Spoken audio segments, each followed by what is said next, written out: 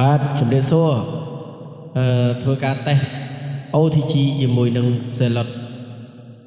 Z41 ជាមួយខ្ញុំបាទសូមអរគុណ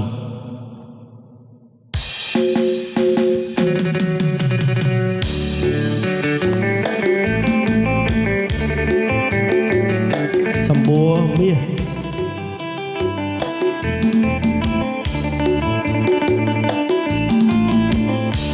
សម្បួរមាសអើយផ្លែលៀង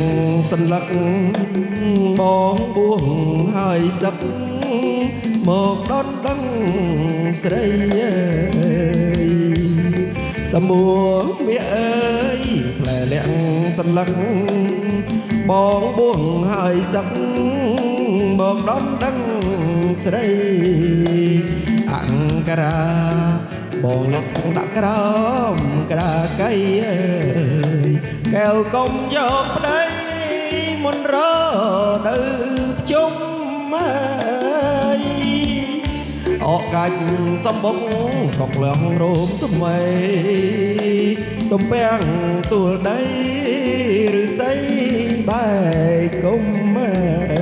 យអកាច់សំបុកកកងរោគថ្មី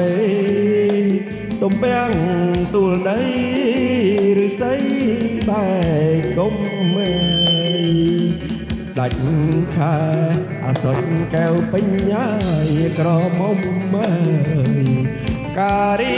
ជូបខ្មុំយំសងលំអ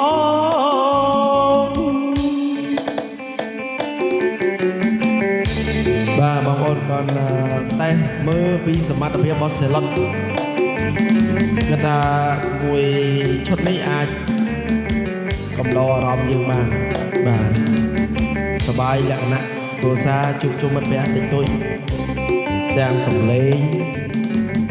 ពីរសស្ដាប់បាននិងអាចច្រៀងកំសាន្តសប្បាយផងដែរតម្លៃសមរម្យបាទខ្ញុំមិនមែនជាអ្នកចម្រៀងអាជីពទេបងប្អូនណាបាទគាត់ជាតេស្តលេងច្រៀងលេងសប្បាយម្ដងការដងតាមផ្លូវរៀបមិនត្រូវការចិត្តគួចប្រាថ្នាការក្នុងបងអើយការដង